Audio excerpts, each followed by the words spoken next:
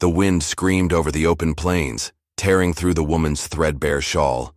She clutched her newborn tighter, pressing the baby's tiny face into her chest to shield him from the bitter cold. Her boots were gone, stripped away by the very people she once called family, and her bare feet sank into the icy mud with every desperate step. The baby whimpered, his cry almost swallowed by the howling storm.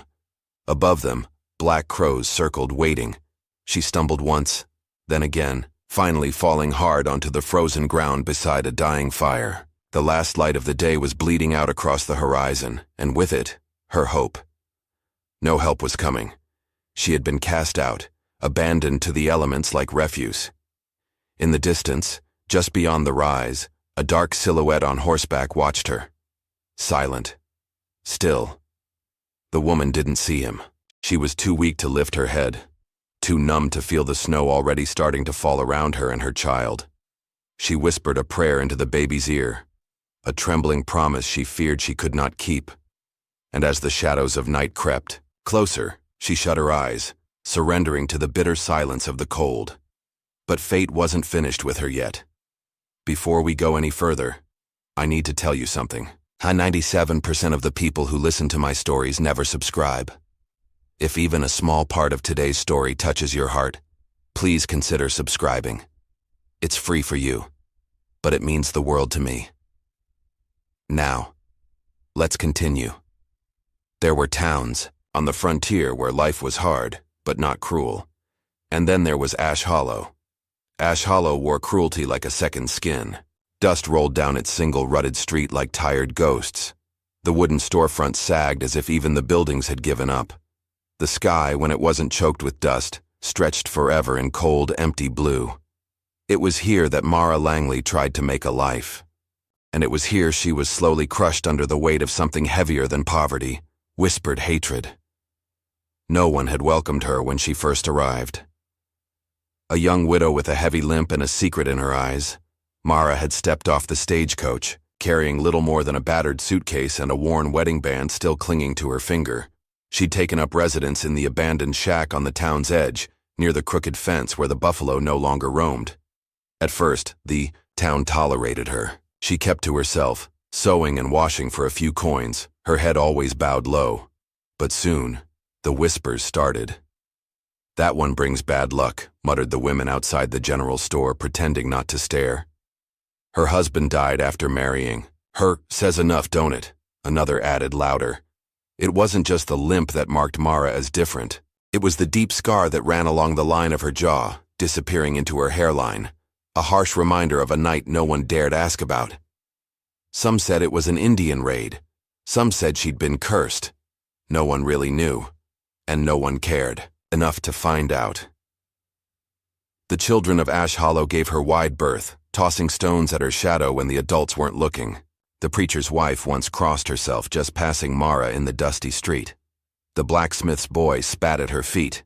She endured it all in silence. There was no point in speaking up. No one would listen to a woman who spoke with a slight slur, an old injury to her mouth that made her words sound thick and strange. And even if she had shouted, the winds of Ash Hollow would have carried her pleas away like smoke. So Mara lived in the spaces where no one looked. In the empty pews at the back of the church, in the last row of the market where the bruised apples were left for flies, in the dim light of her tiny home, where the floorboards creaked a song only she and her unborn child could hear. Because yes, Mara was carrying a child. The rumors multiplied like rats the moment her condition became visible. "No husband, no morals," they whispered. "Serves her right carrying a bastard," they sneered. None of them knew the truth. They didn't know the nights she cried herself to sleep, clutching a worn scrap of her husband's old shirt. They didn't know about the promises whispered under dying stars, or the way she spoke to the growing life inside her belly as if he were the last flicker of light left in the world. In Ash Hollow, kindness was rationed, and Mara had none to her name. The baby came one bitter night, long before the spring thaw. Alone, with only a dull knife and a frayed blanket, Mara fought and bled and wept until her son, small and perfect, entered the world with a thin, quivering cry. She named him Eli after her husband. She wrapped him in the only blanket she owned and pressed him against her heart. For a fleeting moment, it was just the two of them against the world, and that was enough, until it wasn't. The next morning, the town council met without her. There were hard words behind closed doors. Mara had seen them looking at her shack with something sharper than disdain, something close to fear. A burden, they called her, a stain, a bad omen. That night they came for her. They didn't shout. They didn't curse. They simply dragged her from her home, a hand over her mouth to stifle her screams, her baby clutched desperately to her chest. They left her at the edge of the plains, where the wind screamed loud enough to swallow a mother's cries whole. A broken woman, a newborn child, and no one to call for help. The stars above were cold and uncaring, glittering over a land that had never promised mercy. The last thing Mara saw before the darkness took her was the shadow of a rider on the horizon, a lone figure, watching. If this is breaking your heart already, you haven't seen the worst yet. Tap subscribe. I've got another truth waiting for you tomorrow. At first, Mara thought the rider was a trick of the dying light, a shadow, nothing more. Shifting, between the skeletal trees, the snow hissing against his horse's legs. But then he moved closer, and she saw the gleam of his dark hair beneath the wide furred hood, the shape of a spear strapped across his back. A Sioux warrior. Fear rippled through her. Every story the townsfolk had ever whispered about savages rose like bile in her throat. Her grip tightened around Eli, though her arms were numb with cold and exhaustion. The warrior dismounted slowly, deliberately, his moccasins silent in the snow. He stood a good distance away, hands empty and open, his breath misting in the frozen air. Mara couldn't run. She could barely sit upright. All she could do was stare at him, this towering figure wrapped in leather and furs, with eyes like storm clouds, deep and unreadable. A long moment passed between them.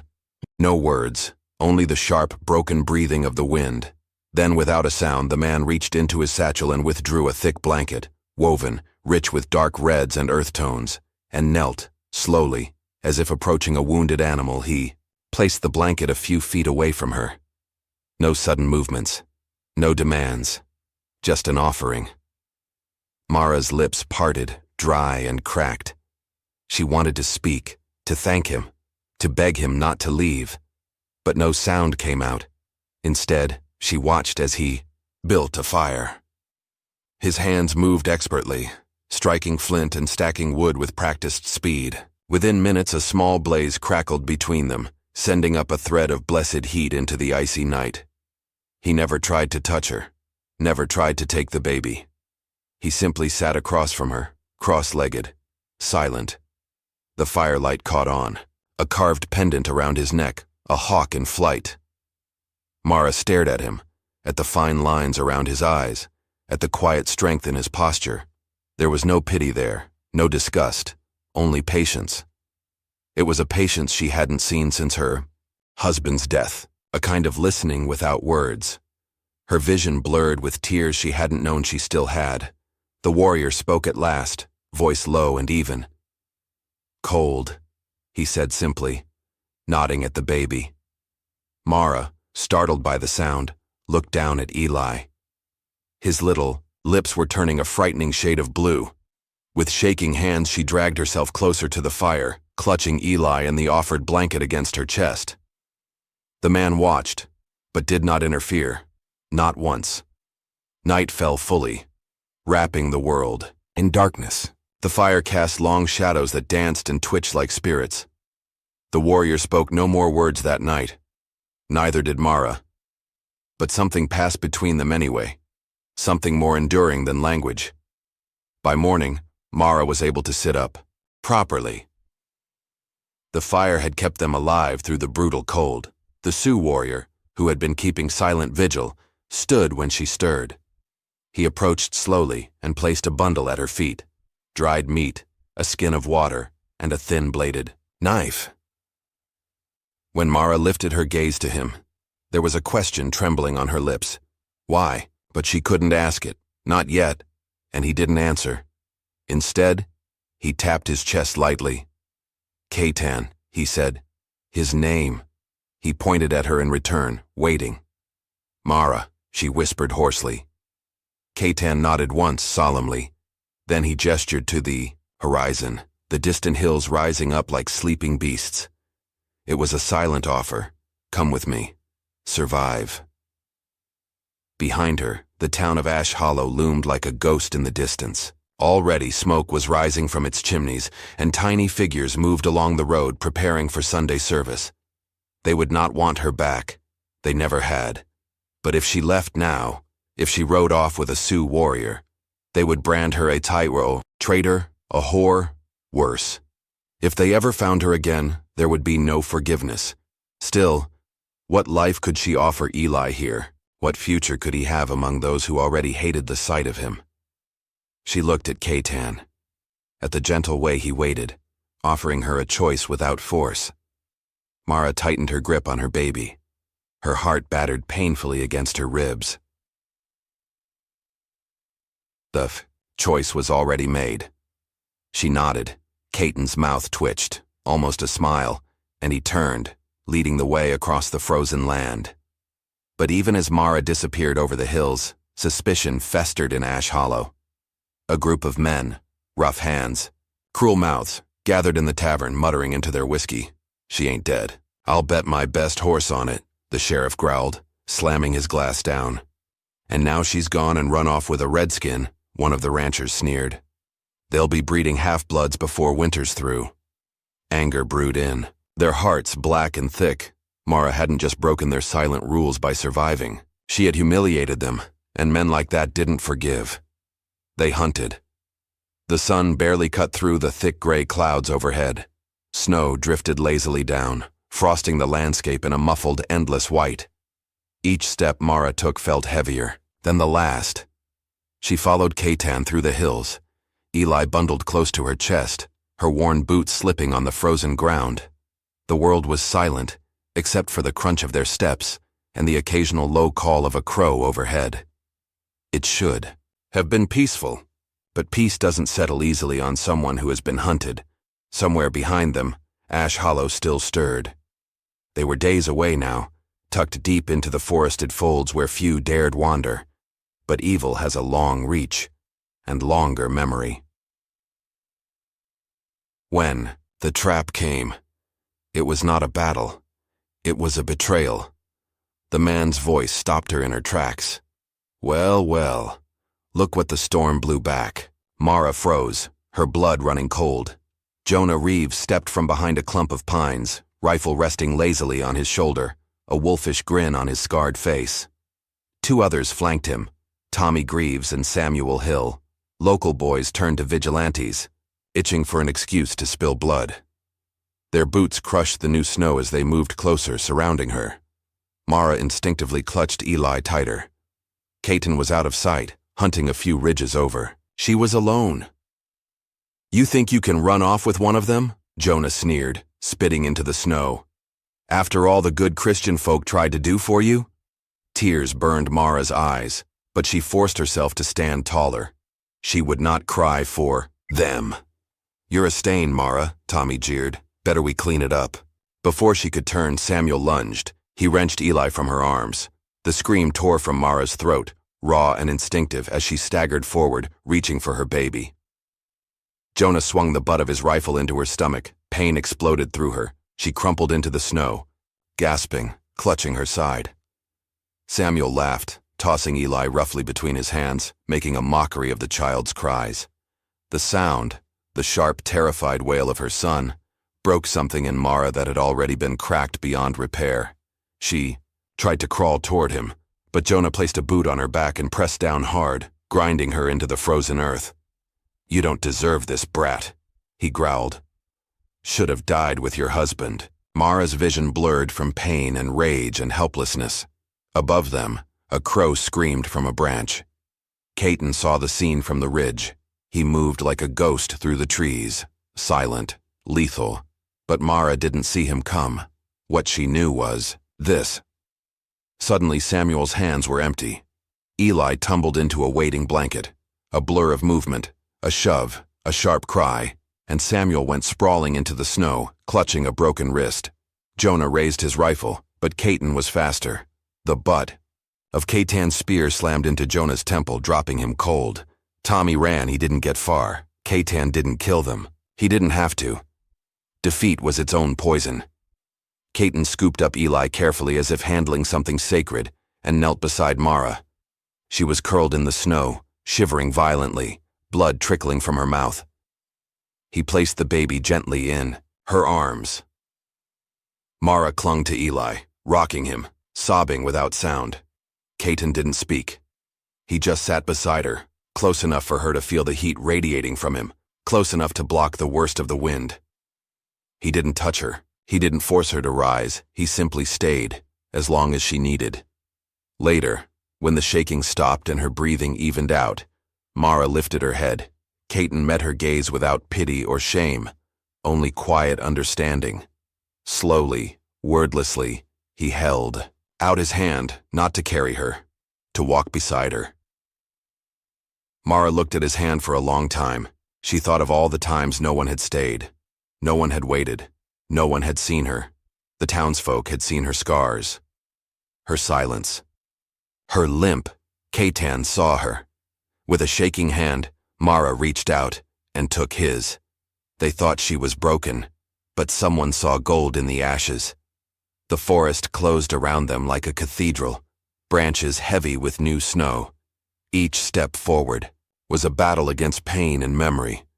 But Mara held Eli close and felt Caton's steady presence just beside her. Not leading, not dragging. Just there, and somehow in that endless white silence Mara realized she was not as alone as the world had tried to make her believe. She still bled, but she had not been conquered, not yet, not ever. Before we dive into the story, just a quick note. I'm Thomas, the voice behind this narration. If you enjoy how it sounds, let me know in the comments so we can keep the same voice in future videos. The winter eased its grip, one stubborn degree at a time. Ice melted from the creek banks. The brittle trees began to whisper in the wind again, not grown under it.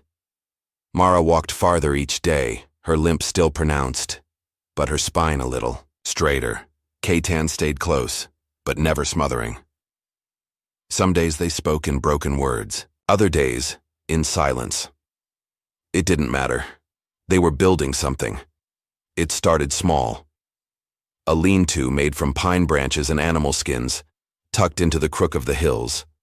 Mara gathered stones for a hearth, her fingers numb and clumsy at first, but more sure each day. Caton worked by her side, showing her with gestures when words failed.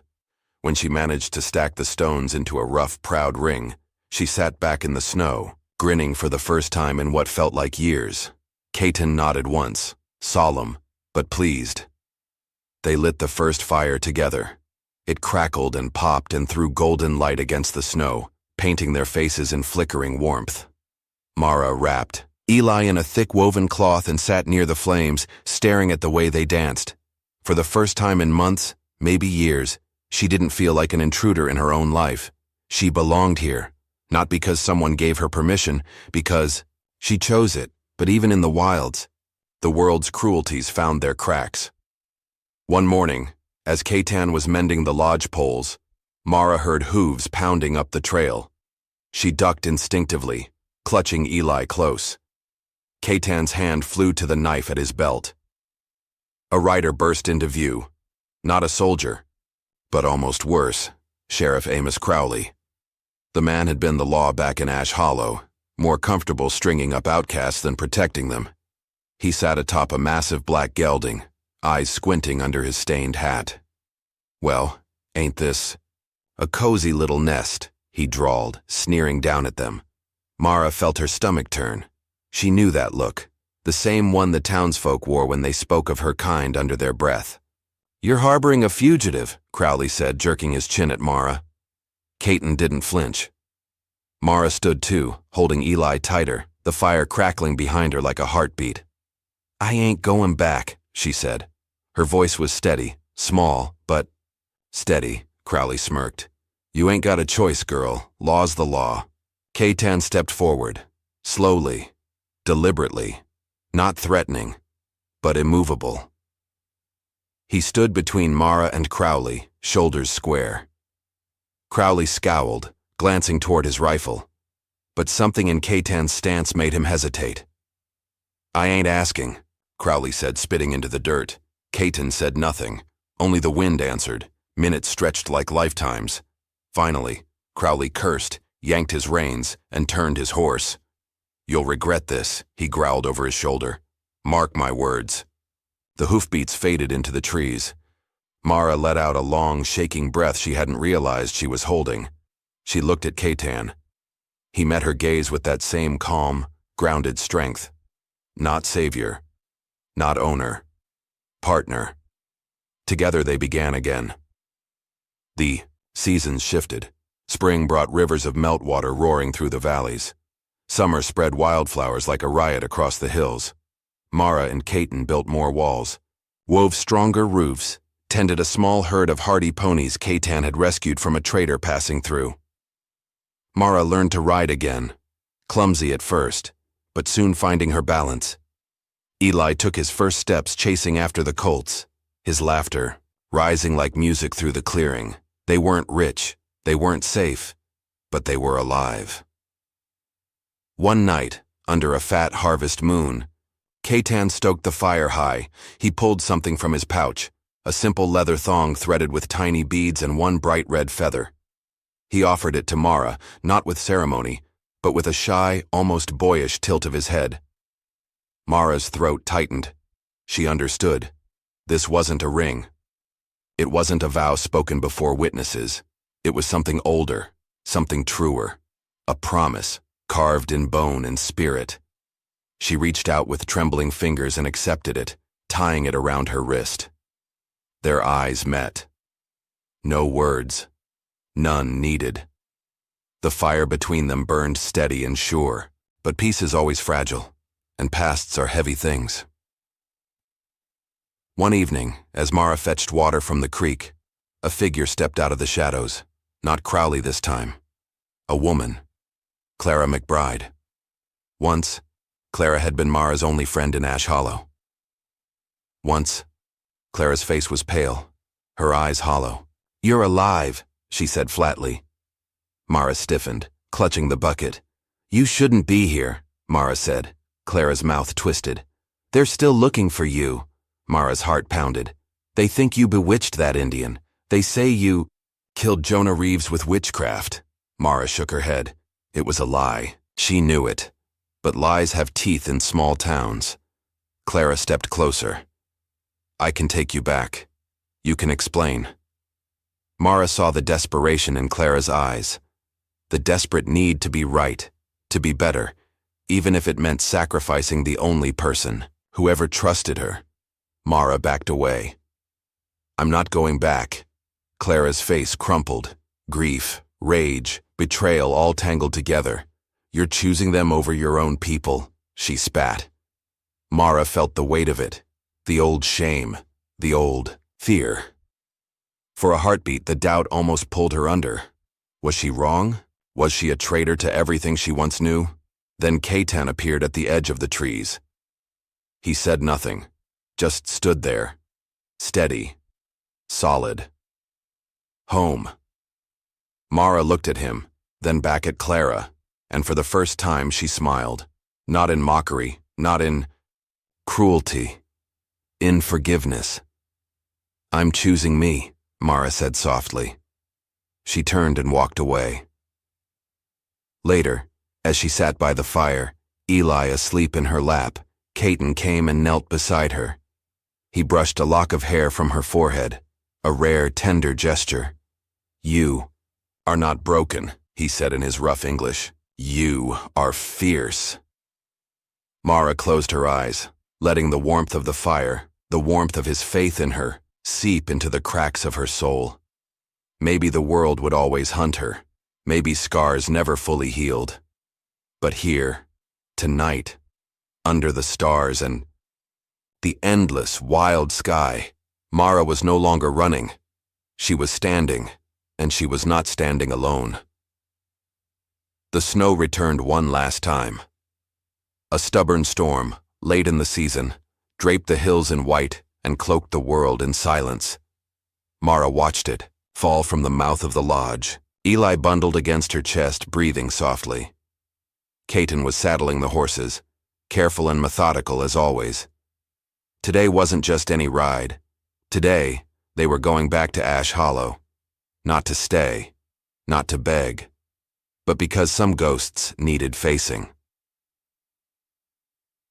Mara had decided, not Cheyenne, not fear, her.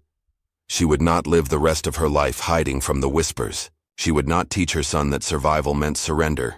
She would ride into that town and walk its frozen streets with her head high, even if no one else stood with her, even if the earth itself cracked open beneath her. Cheyenne said little, but his eyes were steady when she told him. "I ride with you," he said simply. And that was enough. The road to Ash Hollow cut through dead grass and skeletal trees. As they approached, the town seemed smaller than Mara remembered, more brittle. The same peeling signs, the same dusty windows, but now she could see it for what it was, just wood and stone and fear. Nothing sacred, nothing stronger than her. The townsfolk gathered as they rode in, whispers buzzed like flies. Clara McBride was there, clutching a shawl around her shoulders, pale and rigid. Sheriff Crowley stood on the steps of the general store, his hand resting on the butt of his revolver. Mara's heart hammered against her ribs, but she kept riding. Beside her, Cheyenne rode, tall, unflinching. Eli stirred against her chest, blinking up at the gray sky. They stopped in the center of town. For a long, brutal moment, no one spoke. Then Crowley stepped forward. "You got a lot of nerve showing your face here," he said, voice cold. Mara slid from her saddle, her boots crunching into the snow. She faced him, Eli in her arms, Cheyenne behind her like a mountain. "I'm not here for your forgiveness," she said, voice clear and carrying. "I'm not here for your permission." She looked around, at the faces that once judged her, pitied her, spat on her name. "I was never your curse," she said softly. "I was my own beginning." The wind caught her words and scattered them like seeds. Crowley's face darkened. "You'll regret this," he muttered. Mara smiled, not with bitterness but with something close to pity. "Maybe," she said. "But I won't be the one living in fear anymore." She turned her back on him, turned her back on all of it. And Cheyenne was there, offering his hand. No command, no rescue. An invitation. Mara took it without hesitation. Their fingers laced together, dark and pale, scarred and strong. They rode out of Ash Hollow with nothing but what they carried inside them. No riches, no promises of safety, only each other, and the wild, wide world waiting. Days later, under a sky so vast it hurt to look at, they found the place. A broad valley ringed by pine and stone, a creek running cold and clear, eagles circling high above. Home. They built a new lodge there, bigger this time, a proper fire pit, shelter for the horses, a small corral for Eli to chase rabbits when he grew bigger.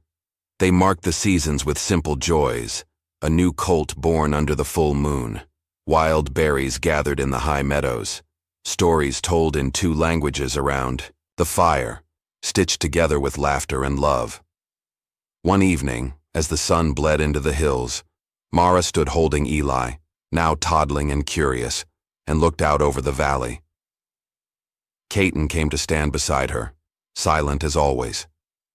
She looked at her son.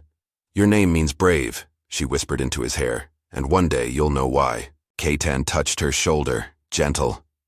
They stayed like that. 3 hearts, 1 fire, while the world spun around them. No wedding bells, no fancy dresses, just a life stitched together from scars and second chances. A life chosen, freely. Built, bravely, held fiercely. She was never a curse.